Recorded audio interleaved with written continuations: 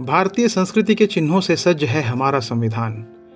15 अगस्त 1947 को देश स्वतंत्र हुआ, जिसके बाद डॉक्टर राजेंद्र प्रसाद की अध्यक्षता में 308 सदस्यीय संविधान समिति का गठन हुआ।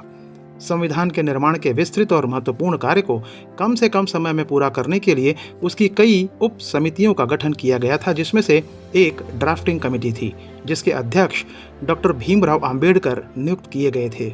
भारतीय संविधान को भारतीय संस्कृति से अलग नहीं किया जा सकता, इसलिए महापुरुषों के चित्रों और यहाँ के सांस्कृतिक चिन्हों को सज्जा के लिए प्रयोग में लाया गया है। संविधान के हिंदी और अंग्रेजी में प्रस्तुत प्रारूप की 2 हस्तलिखित प्रतियों पर 24 नवंबर 1949 को सभी सदस्यों ने हस्ताक्षर किए और 26 जनवरी 1950 को भारत गणराज्य में यह संविधान लागू हो गया। भारतीय संविधान की मूल प्रति में भारत की प्राचीन परंपराओं, देवताओं, धर्मों और संस्कृतियों को दर्शाने वाले विभिन्न चित्र बनाए गए हैं, जो इस देश की पौराणिकता का परिचायक है। इसमें चित्रों द्वारा भारत राष्ट्र के हजारों वर्षों की संस्कृति और इतिहास का प्रतिनिधि वर्णन किया गया है। इसके पृष्ठों पर भारतीय संस्कृति के महापुरुषों और अनेक शुभ चिन्हों का उल्लेख किया गया है। इसके पीछे की सोच भी उस स्थान पर लिखी गई है। घटना के प्रथम भाग में सिंधु नदी की घाटी में वृष राशि के चिन्ह मिलते हैं। दूसरा भाग गुरुकुल परंपरा का प्रतीक है। इससे पता चलता है कि मौखिक ज्ञान के लिए गुरु की संगति के माध्यम से गुरुकुल राष्ट्र के बुद्धिमान नागरिकों का निर्माण है।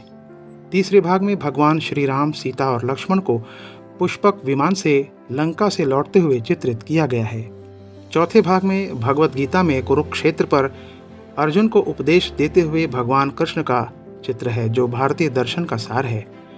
5वें भाग में तथागत बुद्ध का एक चित्र है, जो बोधि वृक्ष के नीचे ज्ञान प्राप्त करने के बाद अपने 5 शिष्यों को उपदेश देते हैं। 6ठे खंड में जैन तीर्थंकर भगवान वर्धमान महावीर का चित्र है। बाद में विभिन्न भागों में हिंदवी स्वराज्य के संस्थापक राजा शिव छत्रपति, अर्जुन द्वारा किया गया तपाचरण, गुरु गोविंद सिंह सिख धर्म के 10वें गुरु, झांसी की रानी, महात्मा गांधी, नेताजी सुभाष चंद्र बोस, मगध राज्य का एक प्रसिद्ध नालंदा विश्वविद्यालय भी इसमें चित्रित है। दक्षिण भारत की मूर्तिकला, शुभ स्वस्तिक, आसेतु हिमाचल, सस्य श्यामलाम को सम्मिलित किया गया है, जो भारत की भूमि को भौगोलिक पहचान देता है। इसके साथ ही प्राचीन परिवहन व्यवस्था चित्रित है। अंतिम खंड भारतीय वैश्विक व्यापार के शिपिंग प्रतीकों को दर्शाता है। यह पेंटिंग प्राचीन जहाज निर्माण तकनीक और दुनिया की यात्रा करने के लिए भारतीयों की तात्कालिकता को दर्शाती है।